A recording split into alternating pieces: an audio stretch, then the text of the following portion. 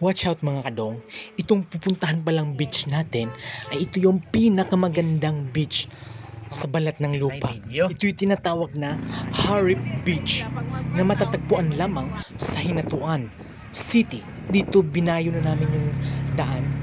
Yung biyahe namin, inabot kami ng 60 kilometers, more or less. Daan na kami sa tulay na pinakamaganda.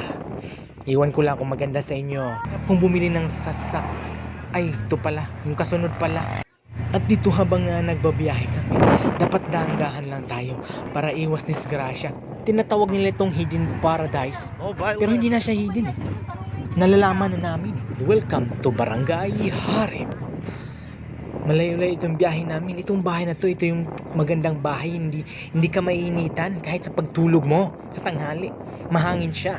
At dito, malapit na kami sa entrance. Yung entrance fee pala dito ay sa halagang 20 pesos. Dahil may bata kami na naman, may discount na naman.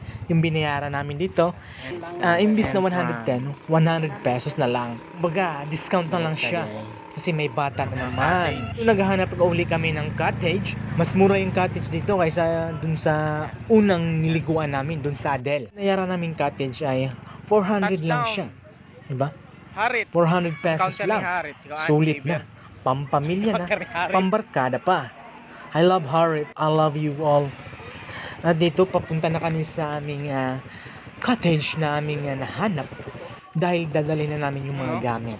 Sa buong buhay ko ngayon lang ako nakapunta dito. Kaya thank you kay Mother na hindi dahil kay Mother di ako makapunta dito. Thank you Mother. Nasilong na tayo sa cottage namin mga kadong. At hinihingian na kami ng bayad sa nagbantay. Instead, kung nandito pa ako sa cottage kasi andito pa naman talaga ako, mamaya-maya na ako lalabas. Kumana sa inyo yung view kung ano yung Harip Beach. Dito inayos na namin yung pagkain. Inayos na namin ng mabilis. Muna, ayun, si Ate Kat na sobrang saya. Dala naming ulam, fried chicken, pusit, pansit, kamuti at love bread. Meron pang kinilaw. Tinatawag na putian. Kinilaw na putian. At dito yung bata, sobrang enjoy kahit hindi pa kumakain. Nandito na sa sand. At dito na ako sa sand din also. Sobrang ganda talaga ng dagat dito. At kumain na kami kasi gutom kami sa biyahe. Habang kumakain kami, ay gutom talaga ako niyan. Gutom kaming lahat. Pag malayuan talagang biyahe, dapat kakain talaga pagdating.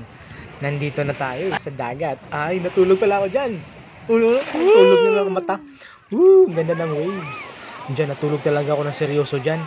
Ayusin ko muna ng filter. Dagdagan ko lang ng filter konti. Oops, tama na yan. Tulog uli.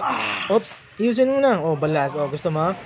Tulog na naman. Grabe, ang ganda ng position mo. Ayan, tulog na naman. Pikit na. Okay, alright. Ito, lalakbay na naman natin tong upo-upo tayo sa beach. Sa sand beach. I love Harip. I love Harip. I love Shalom. Papakita ko sa'yo kung ano yung views kung nasa loob ganitong gitna ng bato. No? May tubig siya sa ilalim. Sobrang lamig dyan. Sobrang lamig. Hindi ka na ako mag-jacket dyan eh. Ano? Dito lang pala, maliit lang to siya. Pero sobrang lamig dyan sa loob. Grabe ka nito. Naku, buti na lang. Matibay itong bato na to. Matagal na rin daw to dito. Dahil first time natin, ganito yung view niya pag nasa loob ka. Ayan, diba? Ang ganda. Dito, sinumpisa na namin maligo kasi tapos na kaming kumain. Wow, opa, Ito yung sinasabi nila na hidden paradise, diba? Parang paraiso lang, Ang ganda talaga ng lugar na to. Amazing. At meron pang, ayun. At dito si mother and daughter. Ayan, si Ate Kat, sobrang saya.